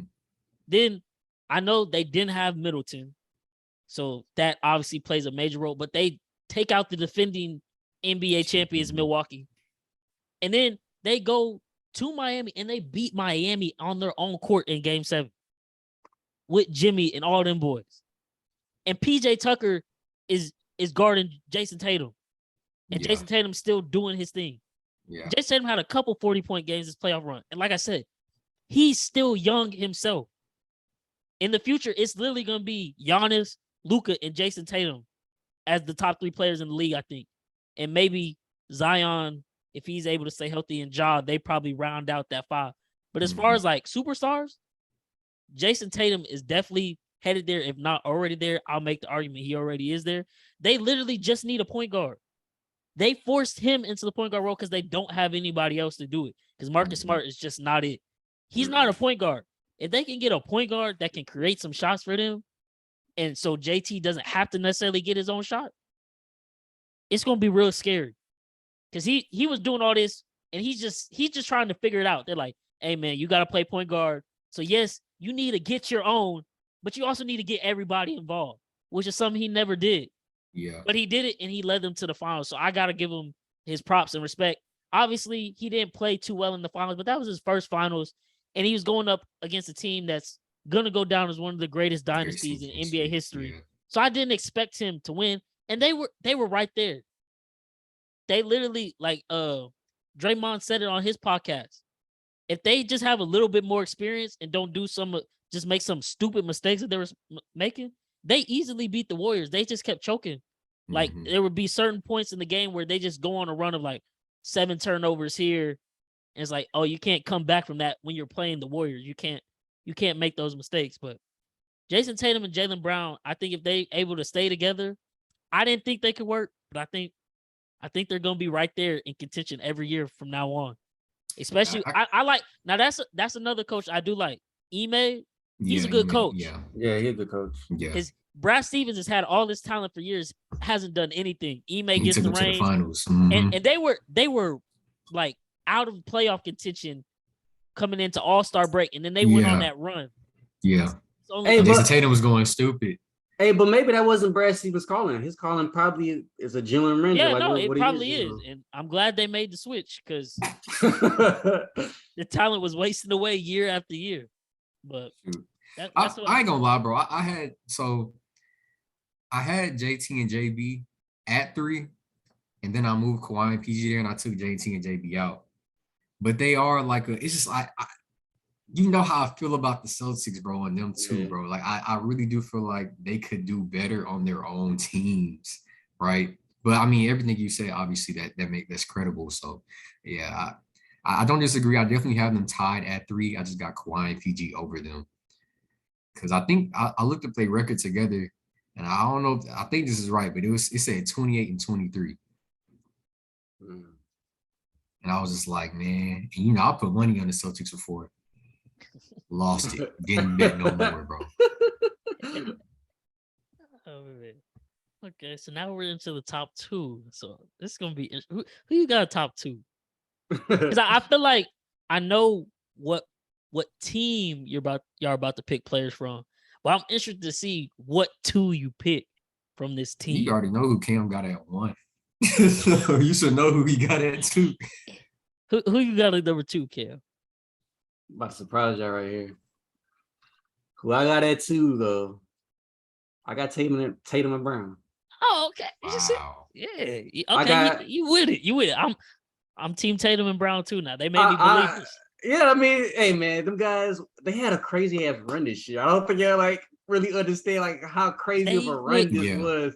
And Jaylen Brown's only a year older, I think, than Tatum.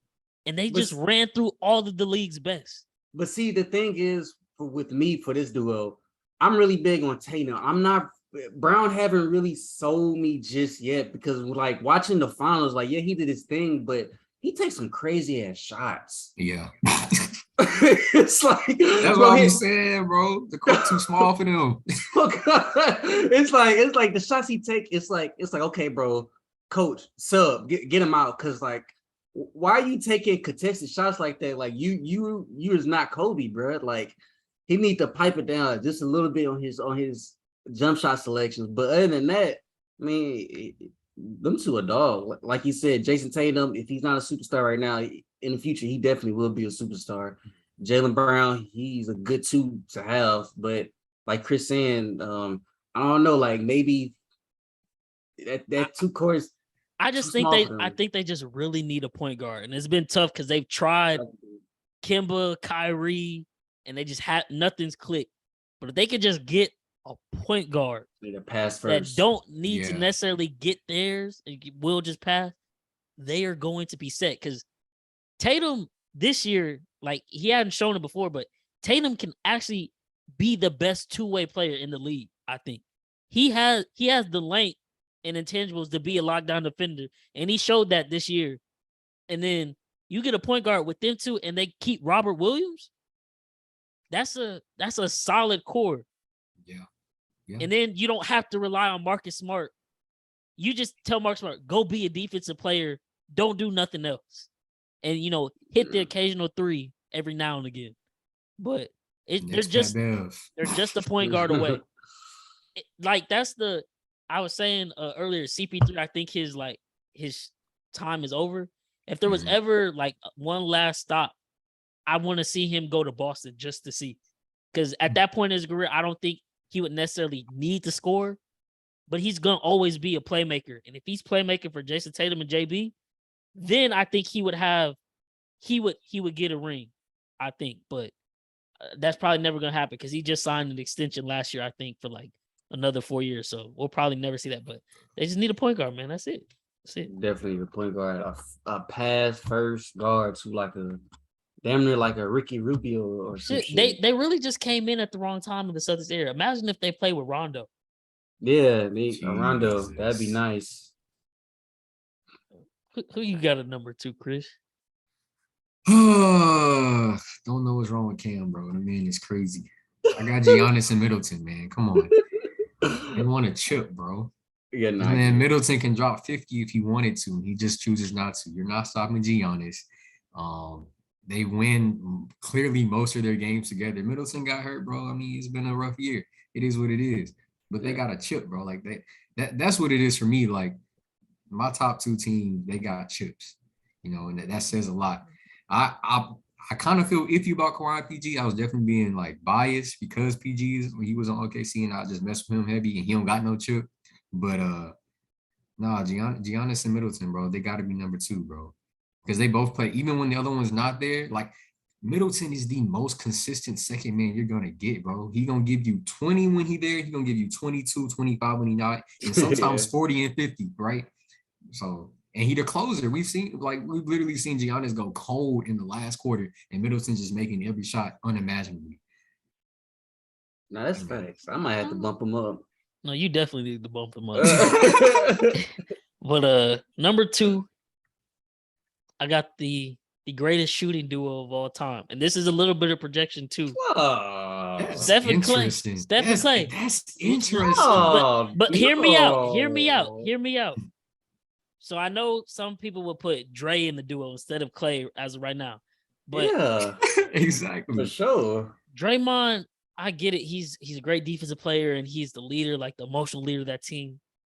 But people are not realizing Klay Thompson just came back from missing 2.5 years of NBA basketball. And they still were able to win the chip.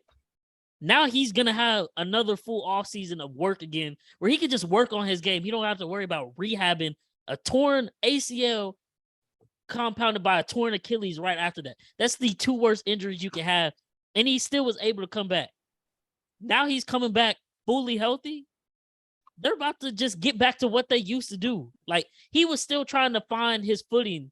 And you could tell, like, he was like, oh, should I take this shot here? Yeah. Or maybe now, since I haven't hit a shot, I need to force this.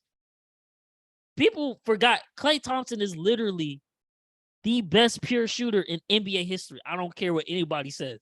If you just need someone to catch and shoot, he's the best. What was it? How many points did he have? Like, what was it? 60 on 3 dribbles? Yeah. And then you have the best shooter in NBA history, Steph Curry. Come on, man. Yeah. They're either 1 or 2. Either way it goes. And I know you hate it, Cam, but it is what it is. They have 4 titles now. 4. And regardless of who's supposed to beat them or knock them off, it never happens. James and CP3 weren't able to do it. Damian Lillard and CJ McCollum weren't able to do it. This year, the Celtics weren't able to do it. Like, they are the best shooters in NBA history, and they just so happen to be on the same team. So it literally, you have to be on your P's and Q's when you play the Warriors. Draymond is such a liability on the offensive end. I can't put him in the duo as of right now. Like, yes, he does everything else, but he was so terrible in offense. He was about to lose me my money because I had it all on the Warriors. That's what this is about. But I'll say, remember in January, right before Klay Thompson came back, I literally said in the group, I was like, oh, Klay Thompson's back. Put all your money on the Warriors winning the title. I said that. Yeah, you did say that. And they did it. And see, I look, I'm gonna tell you who I got in one, bro, because we already talking about him. I got and I don't got Steph and Clay, bro. I do got Steph and Dre. Okay. But that's the thing about it is that we know that they're a trio, bro. It does take the 3 of them to win, right? Yeah. The 3 of us. It takes the 3 of them to win. Yeah, bro. I got Steph and Dre, and like you said, like I do think that. And I was talking to Kalen about this too. I don't know if he watches the podcast, but literally I was telling him that Draymond is kind of the second leader of that team. So when I think of duos, that's what I think about. Like who's a leader, who's contributing, right? Obviously we got Steph who's going to score 30 points a game. And then I feel like you got Dre who's literally bringing the ball up the court, initiating the offense, bro. He plays great defense. In crunch time, he can get you a triple-double. It ain't fancy triple-double, but it's consistent. You feel me? So the ugliest triple-double. It's the ugliest triple-double with the ugliest nigga, bro. But he'll do it for you. And I think this season showed that a lot without Clay. Like, I don't want to make the argument, but I kind of do. Like, do the Warriors still win this championship without Clay? You know, like they did everything they did in the regular season without him. They did, but I don't think so. Like, yes. So I don't know, bro. I don't know. Poole was playing out of his mind But Curry carried, bro. They didn't really need Clay. They needed Clay for his defense. That's what I'm saying. And Clay, I think it was game 5 where Steph kind of started off cold and Clay was carrying. Like that was the game where Clay finally started knocking down shots. It's like you never know when you're gonna need him, but you need Clay. They always need Klay Thompson at a crucial point. You can't find Klay Thompson. No. Look. Not the Klay Thompson we know. I'm talking about the Klay Thompson we saw this, like his comeback here. You can find a player like that. That's what I'm saying though. I don't like people think that's just Klay now from on. Like no, I didn't Klay from now on. Nah, that's just who he is right now. He gonna be. That was who he is this past year because he had exactly 2.5. Exactly. I think he's about to get back. That's why I say it's a projection too, but I think he's about to get back. Not the same exact Klay, but he's definitely gonna be much better than he was coming out. He could give you like 4-5 threes a game, a bit like coming up in the season. That should be expected. Yeah. But a player like he was this past finals in the past, like since January, you can find that on any team. That's why I'm saying that I think Steph and Dre is the couple because they won a chip without that old Klay. Okay, well, you know what I'm saying. Steph and Dre is the duo. Why they won't give Dre the max? Because bro, he like Scottie Pippen. He not leaving, bro. He'll take the mini. It's true. The way he be acting with LeBron, he about to go to LA. True. Shoot, he just got married. We probably see a different Dre this season. He probably averaged about 16. So go ahead. Come on, you're number one. I got touch. You got that man one? Who? Oh, who you got at one? Oh no, hold on. First of all, I want to touch up on him. I want to get my thoughts on that first. Okay, before he says anything, y'all, I just want to let you know this man hates Klay Thompson with a passion. There's a lot of bias coming with whatever he is about to say. I just want to let y'all know that first. But go ahead. What you got to say about Klay? Okay, first of all, I want to say I would probably have Steph and Draymond as the duo over Steph and Klay. Second of all, I feel like, okay, you saying Klay came back from injuries. Okay, I get that. He hasn't played in 2 years, but I mean, all he do is just spot up and shoot. So at the very least, he could do that, and he couldn't do that. he couldn't do it. He gotta get his legs back. But he did say it's a projection though. He's a spot up shooter. He's a spot up shooter. Like you said, he has 60 points off of 3 dribbles. He could at least do that, right? He's one of the greatest shooters of all time. So it's like, I don't know, like, will we see the old Klay come back? I don't know. Like, this might just be this. We might not, but I'm projecting we will. Full off season of work, and he got his confidence back. Like they just won their 4th chip. They're playing with house money. Their careers are solidified. There's no pressure at all. You're about to see the freest Warriors team we've ever seen, and that's the scariest part because they still got Andrew Wiggins too. Yeah, they definitely can repeat, bro. But no, also like last year that run, like look who they played. They played a different team that was banged up. They didn't have Jamal Murray. They didn't have MPJ. They played a Memphis team that was banged up. Ja Morant didn't play a lot. Okay, even if Ja doesn't get injured, they're not beating the Warriors. Versus like a watered down team. That's what I'm saying. Like they beating watered down teams in the West. They beat a Dallas team who literally just got Luka on the squad. Then okay, they beat a young Boston team. I mean, it's just like they was running the West though. I mean, but it's like they literally fell off watered. When Klay was injured. They fell off. Right. They got him back, and they got right back to it. And even before Klay came back, they was winning. They were winning, but then they also did fall off again, and that's when Phoenix eclipsed them, and they were number 1, and they held it down. But like I kept saying in the group chat the whole year, I was like, it don't matter. Come playoff time, as long as you have a healthy Steph, Klay, and Dre, they're winning the title, no questions asked. It's just the West is not what it used to be no more. I feel like if they was in the East, they have a little bit much more harder time because the East is just that much better. I feel like now. Maybe that's why I said I think if the Bucks were healthy, they would have won. I think so too.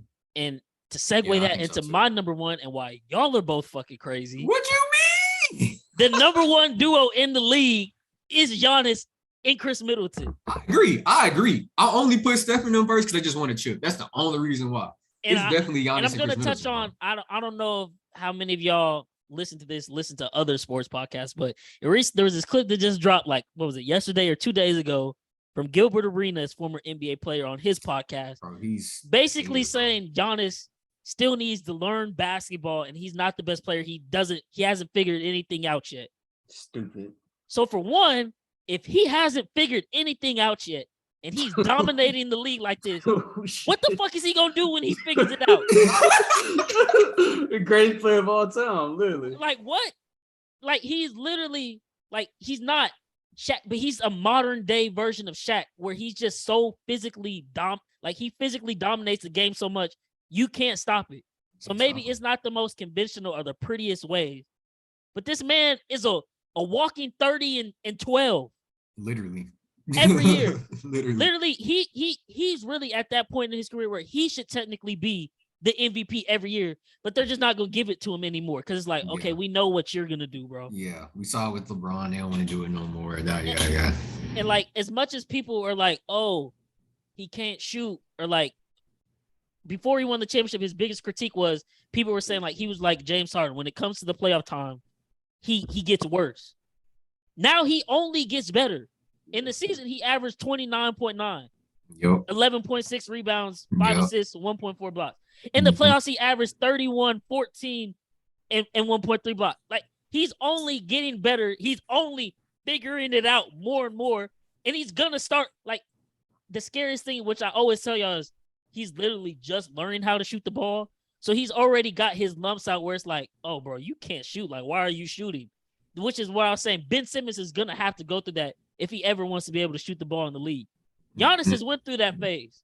He has figured it out, and it's only going to get better.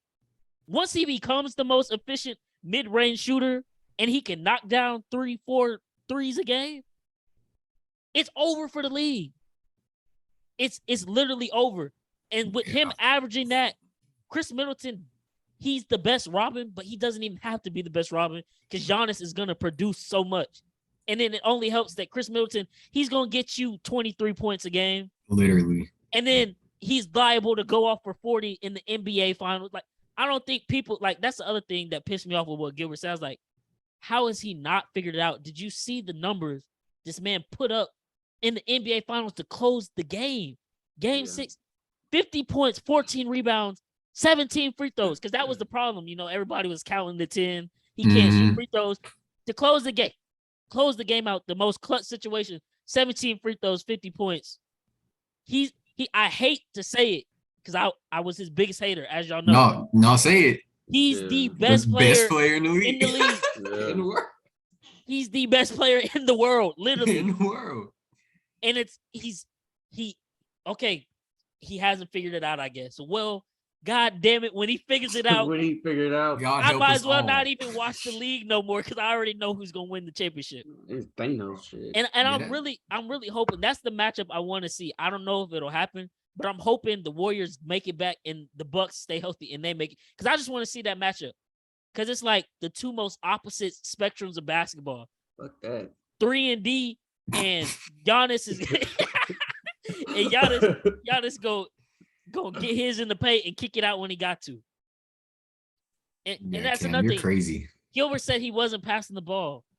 If you're going to average 31 but still give me 7 assists a game, what more do I want? When has Gilbert ever done any of this? I mean, Gilbert was a great player. Don't get me wrong. He was a hooper. He was a hooper. But he was a wasn't hooper. Exactly. And it's just one of them. It's one of them old head takes where it's like, bro, just shut up and just watch. What are you talking about? Something? If you don't want to go play 38 minutes a game, bro, that ain't no 30. Why I gotta play 38 minutes a game when I can do what I'm doing already in 32? Because if I play 38, I'm gonna give you 50. And on the other hand, I got a great bench, right? I'm gonna play the longevity of the whole season. Giannis plays damn near every single game. Like he sits out when he has to, but he plays most of the part as many times he can. Yeah, and the 32 minutes he gives you, Giannis he goes the absolute hardest for all 32 minutes. He's gonna run end to end, block shots on one end, dunk the ball back on the other end. Like, come on, man. They're the number one duo. It pains me to say that, but I have to say it until proven otherwise. Last year, I think the league really just got lucky and Chris Middleton got injured. Because if not, they probably would have repeated and then everybody would have just been looking really stupid. I had money on them to repeat, bro. That's what I put money on. And I probably would have betted against them again. Like, no way Giannis does it again. But watching how the Warriors won this year, I think I would say like with at least 75% certainty, I think they would have beat them the way they looked in the finals versus the Celtics. Because they wouldn't have an answer for Giannis. And like we said, Chris Middleton is sneakily good or whatever you want to say, but he's going to get his at the end of the day. And Drew Holiday is a great third man to have. So great. And that is what it is, man. That wraps up our top 5 duos. Do y'all want to get into the sleeper teams? We can run through that real quick in the championship benefit loss if y'all want to before we wrap up the episode. But it's up to y'all. Y'all let me know. I got my list ready. Okay, so that was our top 5 duos. Now we're gonna give you we picked 3 teams that we think are top sleeper, dark horse, whatever you want to call it, teams for this upcoming season. And yeah, Chris, you kick it off, man. Who's your first one on the list? First one, like my sleepiest team or like my most wide awake sleepiest team? I don't even know what that is. But I guess give us your third worst sleep team. Like, okay, I mean I got the Pelicans. I got the Pelicans. Obviously we saw them make it to the playoffs. Chris Paul got his ass worked, took them to 6 as the 8th seed, bro. Like from the play-in, and then like we talked about earlier, Zion's coming back. Brandon Ingram's only getting better. CJ McCollum getting in the groove. You feel me? So I don't know, bro. And like y'all saying, the West is a little easier now. And so they missed the play-in. What's the rookie they got? Herbert Jones, I think. Oh, Herbert Jones. Yeah, Herbert Jones. He's nice. He's nice, bro. Nice. Like they got pieces. They could like be a 6, 7. They could be up there, bro. They could be. And we're just gonna keep talking, but yeah, coach is great. Like they're primed to win now if Zion is healthy. I'm excited to see them. My, I guess, third, who would come in third for my sleeper teams, might be a little crazy, but I think they sneaked their way into the playoffs this year in the East. I got the Detroit Pistons. Cunningham, year 2, Sadiq Bey. Who did just draft? They just got Jaden Ivey. Yeah. Who's gonna be? I think he's gonna be really great, especially in combination with Cunningham, because Cunningham is now the shooter. You focus eyes on him. Ivy can shoot. He's not as good of a shooter, but he can slash to the basket and dunk on you. So you got to worry about that too. I think Marvin Bagley is gonna have a resurgence in Detroit. He was already looking good to end the year. They got a lot of young talent, and that's the problem. They were young, but they were competitive. And I think they make that leap forward where they're either in the play-in or they're like a 6, 7 seed in the East this year. I think they have a chance to be that good. They've been slept on because Detroit don't get no airtime because they were so bad. Yeah. But if you go and look at their games last year, a lot of them were really close. And I think it was like they were on like a 23 game streak where they beat the spread every time because they're always underdogs. But they beat the spread every game. And I was betting on them a couple times during that streak. And I was like, man, I started watching the game. Like, the talent is there. They're just young. But they're going to be a pretty good team, I think. And like I said, the East is top heavy. As far as the back end, it's right there for them to grab because the Hornets can't get it together. Like I said, we'll talk more when the season comes. The Hawks, I don't believe in them. The Knicks, I don't believe in them. It's right there for the taking for them. So I think they can sneak into the playoffs. So that's my third pick. What about you, Kim? My third, I'm with Chris, man. The Pelicans.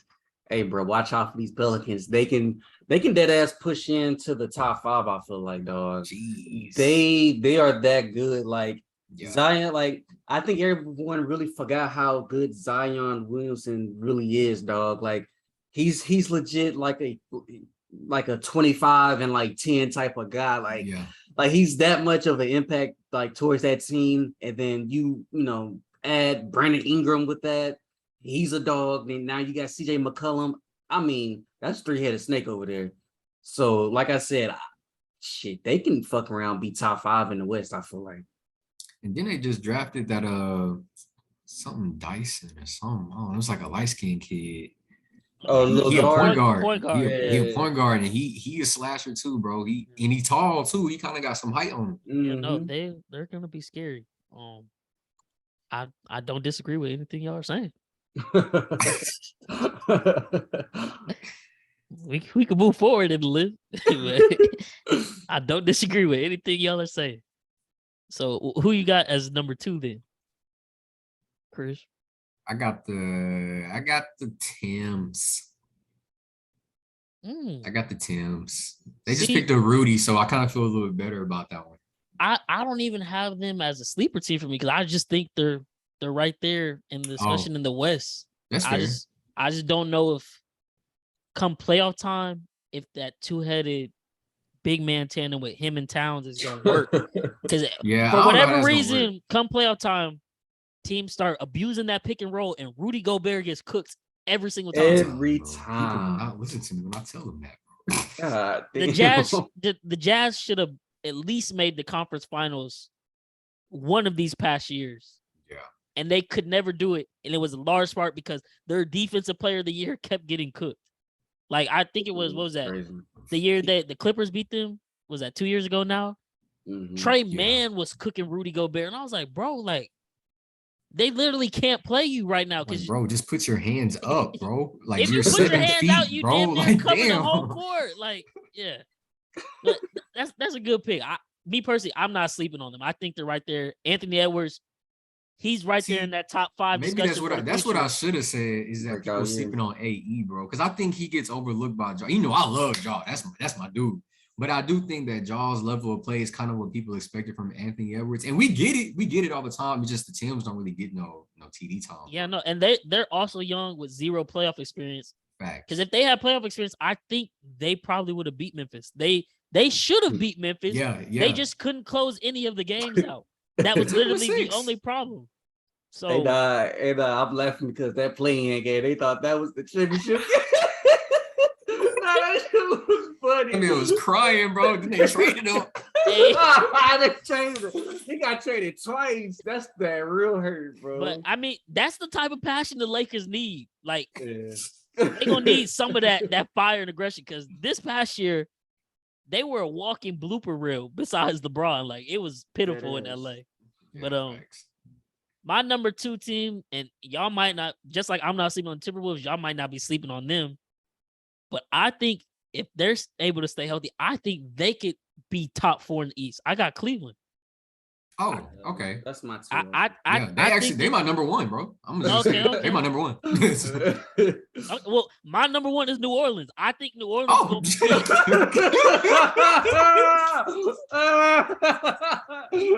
Well, damn. Yeah, so New Orleans number 1, Cleveland 2. You could switch interchange. I think they both can finish top 4 in their respective conferences. Cleveland, like we were talking about earlier, Darius Garland, one of the best young point guards in the league. Mobley was right there in contention for Rookie of the Year. Jared Allen, a beast. Like I said, they picked up Ochai, 3-and-D. Lauri Markkanen, another 7-foot big off the bench. They got length everywhere. And Darius Garland going to distribute the ball, and he can get his own. Like, Darius Garland, he's probably going to have at least 5 40-point games this year. Like, I don't even think he's really just got into his bag like that because he just doesn't. It wasn't his team, so to speak, to just take over. But it's definitely without a doubt his team now. No questions asked. I think it's going to be real scary in Cleveland. And as for New Orleans, like y'all were saying, when I was saying I completely agree with y'all. If Zion is healthy, they have probably the best young talented roster in the league. Brandon Ingram, Zion, CJ, 3-headed monster, like you were saying, Cam. Herbert Jones. I don't even know if your boy is he suspended to start the season or what's the deal? The big from UT, the light-skinned dude who got like Oh, Jackson Hayes. Jackson Hayes, like Oh, he a dog too. He's gonna be nice. They got I can't think of his name. Jonas Valanciunas. I don't know how to pronounce that. Valanciunas. But Travis Kelce looking like he's solid ass big. New Orleans is going to be a problem. And they got a good coach, bro. They got a good coach. Great coach. He can coach. And the funny thing is, he was out of the Phoenix or out of Monty Williams' system. He was the assistant coach for Phoenix the year they went to the finals. And that's probably a lot of the reason why they were able to contend with Phoenix so much this year, because he knew everything they wanted to do. He knew that system. And he got the players to go up against it. So sky is literally the limit in New Orleans. They have more hope, I think, than when they had AD and people were trying to bank on. Like the year they had AD, DeMarcus Cousins, and Drew Holiday, and they probably should have been able to make some noise, but they fell off and they had to play the Warriors. Like, I think they're better DeMarcus than Cousins that team. Got hurt, huh? Yeah, I think they're better than that team as long as Zion stays healthy. And I say top 3 because I don't think the Warriors are necessarily going to take the regular season. Like, not that they're going to blow off the regular season, but it's not like they're going to be stressed about the regular season because they know what the deal is come playoff time. Memphis last year, they were like the team looking up. So nobody expected them to be that great, but they were that great. Now the league knows who you are. So it's going to be hard to defend that and come back. Phoenix falling off. LA Clippers, they should be in their top team. But as far as the top, it's right there for the Pelicans taking. As long as they're healthy, I see them winning at least 55 games this year. So man. So we're basically all in agreement for the sleeper teams for the most part. So that's it there. And then the last little topic we want to touch on is what team and players could benefit the most from a championship, and which ones, if they don't get the championship this year, which ones it hurts the most. And for me, I have one team as the answer for both. That's the Philadelphia 76ers. Okay. Like Joel Embiid, MVP candidate year in, year out now. James Harden, former MVP.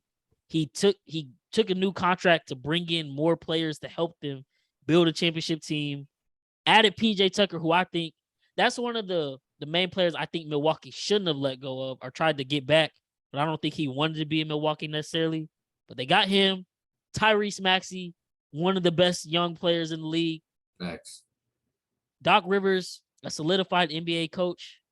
They need to win now. Like, James Harden already has enough on his line of, he's one of the biggest playoff chokers in history. Joel Embiid was saying, trust the process for 5 years. The process is here. Let's see it, finished off. It's now or never for them. They need to win the championship or at least make it there. Or make the conference finals, because they haven't even done that either. So if they win, like, then you can no longer say James Harden can't win. Joel Embiid can't win.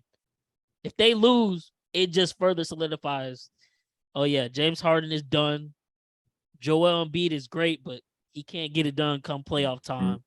So Doc Rivers is one of the biggest NBA choker head coaches, even though he got his shit with Boston way back when. But that's now going on 15 years ago, and he hasn't made any noise since. And he's been the coach of some historic 3-1 chokes. Facts. Clippers. So, I mean, it's now or never for them. They're my answer for both. Like I said, man, it's now or never in Philadelphia. I'm rooting for them because y'all know I fuck with Joel and James heavy, but I don't know if they'll be able to get it done. But they have to get it done. It just is what it is at this point. So, who y'all got? You want to go, Chris, or you want me to go? No, I mean, shoot, I agree with him. I got Joel and Harden as, well, if they don't win, they're going to take the biggest hit. Like, their careers literally depend on it. We've seen Harden literally go on this downward, tangent of talent. And then Joel, like you said, he's been trying to trust the process since he got in the league. And the first time he did it, he got knocked out, and we all saw him cry on TV and stuff. But yeah, like, if that don't work out, bro, like, at that point, because we need, for Harden, bro, he gonna have to give I don't think he gonna be giving what he gave on the Rockets, like Yeah, 20, he don't have like to 30, do that. 30. Yeah, exactly. But he gonna have to give at least 23 and 12, bro. You know, like something like that. And then Joel, he gonna have to lead the team and get like damn near 30 every game, bro. So yeah, if they don't get it, for sure, the biggest hit to their legacies, I would say. And I don't know what direction the 76ers will move at that point either, I because don't either. you sat here and you bet everything on these two players. And one dude is not doing what he used to do when you bought him. And the other one, like, he just be complaining every time something don't go his way, like he did with Ben Simmons. But I also got Katie and Kyrie at the biggest hit if they don't win. Much more because what y'all was talking about earlier with, like, these are two tier 1 players in the league right now. These are superstars, and you just got swept by, you know, some kids, literally. I mean, albeit the kids that you got swept by made it to the finals, so I guess it don't look that bad. But like, come on, bro, like y'all are superstars, bro. So yeah, definitely them. Yeah, me personally, I didn't take them as taking a hit to their career because, like, at this point, we know exactly who they are. Like, like I said in the group chat the other day, when KD responding to these people on Twitter, like, that man does not care. He does not care anymore. He just wants to hoop, and he wants to hoop with the best players. Like, that's all he cares about. Kyrie, like I said on that, it wasn't even the first official podcast, but when me and Cam first did our dry run, I was like, Kyrie was damn near ready to retire over the vaccine. He don't give a fuck. He don't give a goddamn fuck. Like, he does not. They do not care. So if they win, they lose. They're at the end of the day, they're both millionaires. They're both NBA champions already. Hoopers. You can't beat them one-on-one. You can't beat them one-on-one. It's like literally for them, it's like that dude you like talk mess with. Okay, but you won't beat my ass though. Like, okay, you can say what you want about this team shit, but one-on-one, you won't see me, and I don't care. I'm an NBA champion. I make millions of dollars. You're a peasant. Like, that's literally the way they be talking to these people, and it's kind of funny at this point. So that's why I don't got them as the biggest loss. But I can see that. As far as media goes, obviously they don't win again this year. The media is just gonna take it and run with it. Yeah. But as far as them two go, they're solidified in my book. A single fuck. Don't care. So who you got, Kim? All right, so pretty much I'm with y'all with like everything y'all said. But who I say benefits the most out of winning a ring, believe it or not, is KD. And I feel like only KD for the Nets. Because it's like with Kyrie, okay, we know what Kyrie is. We know he'll always be a Robin, I feel like. But with KD, it's like, okay, bro, like, you top 3 in the row right now, top 3, top 5 in a row right now. You supposed to be this Batman. You know, you left and went to go play with the Warriors, and now you got to get that monkey off your back now. Like, okay, we need to see you win now. And if he finally wins it now, it's like, okay, like I feel like that benefits him more than literally out of anybody in the league right now. Me personally, I was even gonna say him or Chris Paul actually, but Chris Paul would benefit. I didn't gave up on Chris Paul. Yeah, that's what I was gonna say. I gave up on Chris Paul. I can't even see that happening. Like, he's such a disappointment to me. Like, it's just like if it did happen, like that'll make my GOAT conversation for point guards for him like just so much easier. See, but he already is like a GOAT point guard though. It just sucks because you do gotta like put him in a category of point guard. He's not a Steph Curry point guard. He a John Stockton point guard. He a GOAT loser. That's what he is. All right, in my oh god, okay, we got to get into this. My career, like guys who a major hit, pretty much like it can only tarnish their hit if they don't win it, and it's literally only 3 guys, like, and they all play the same team. But one, he's not a player; he's a general manager. But it's literally like I said, Joel Embiid and James Harden, and then Daryl Morey. For Daryl Morey, it's literally this year is literally gonna make or break him, because it's like, bro, if y'all don't win, because it's basically the Rocket. It's basically just this Rockets team. Like the 76ers is basically the Houston Rockets, pretty much. and literally, he made this roster. He went out his way to go get James Harden. He went out his way to go get PJ Tucker. He went out his way to go get all these guys. And so it's like, bro, if you don't win it this year, you need to be out the league. Like literally, he shouldn't have a job after this job is. I'm talking about Daryl Morey. He shouldn't have a job after this year if they don't win it. Like, if they don't win it, like simple point blank. If they don't win it this year, I think the only option you can go, well, really, there's two options. One of them, I think, is the realistic one. You got to fire Doc Rivers. Yeah. But the second option, which I'm the firm believer in, and y'all know this, get rid of Tobias Harris, bro. I think. Damn, that's the reason. He's not the main reason. He's not the main reason. But I think he's gonna be one of them. Like, he's one of the role players where it's like, okay, we know we need 30 from Joel.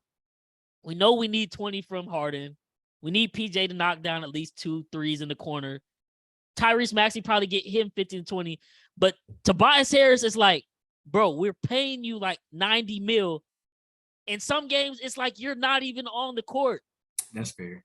Like, you were paid, like, obviously his contract is lower now because it's been years and people have upped the standards. But when he got his contract, it was at superstar level.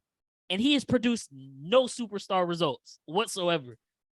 And like, there's a lot of times this year where James will dime him up and Tobias Harris will just brick the fuck out of it and be like, bro, get him off the court. Like, y'all are wasting away good years.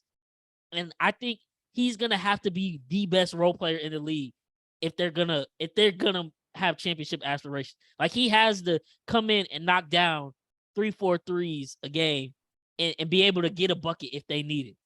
Like, he's got to be that guy because he's gonna be drawing the team's third best defender, if not fourth. Because Tyrese Maxey is a bucket himself now, and I think he's really about to come into his own even more again this season. So, like I said, Tobias Harris. I don't like Tobias Harris either. I ain't gonna lie.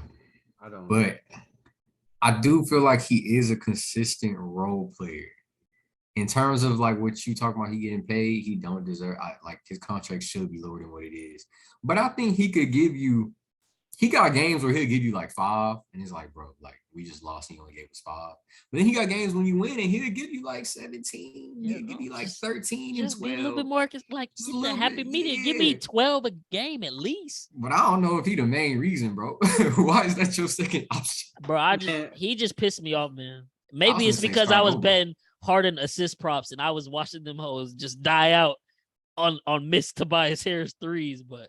Because he always open. He's always open. He is always open. He literally always open. But me personally, he's not the main reason. You know what the main reason is? It's James fucking Harden. James Harden. You can't win with James Harden. And I literally been telling Rockets fans this since the beginning. His style of play, you just can't win like that. I feel like you just not gonna win a championship like that. It's definitely it's like kind of like Allen Iverson, kind of sort of. Yeah, it's like, bro, like that mindset. And I don't know why Daryl Morey keeps on trying to push this. Like, bro, we've literally already seen James Harden at his peak, at his best. You're not gonna win. He's already proved that you're not gonna win like that. You can't win like that. He needs a. It's like. The best thing that ever happened to James Harden, but he pushed this guy away, was Kevin McHale. Kevin McHale made him play real basketball.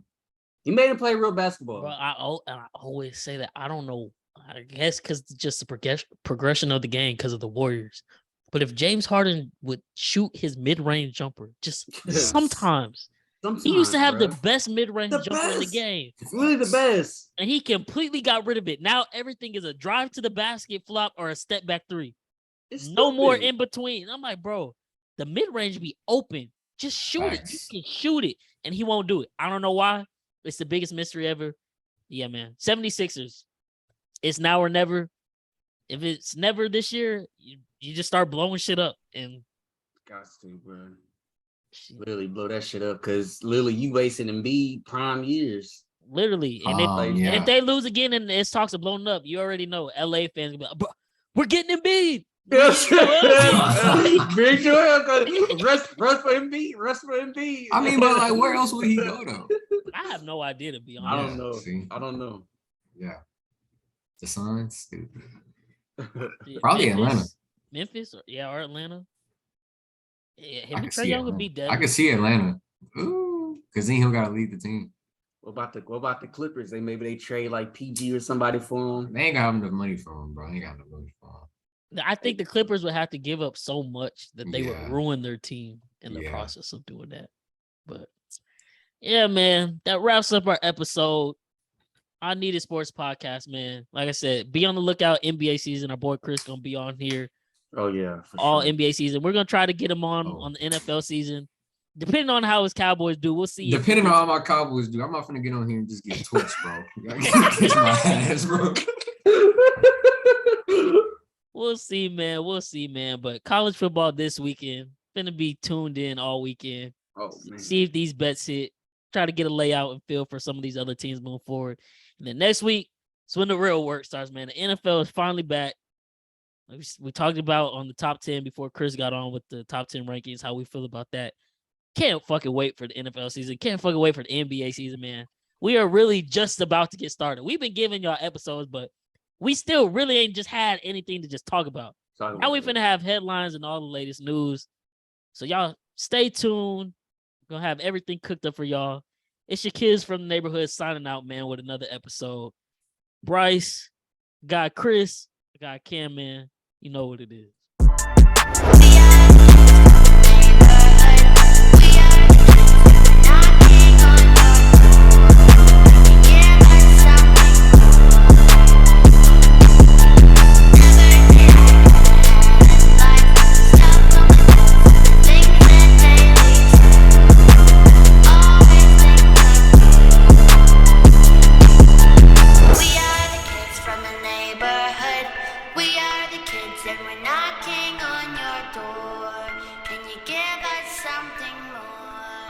I need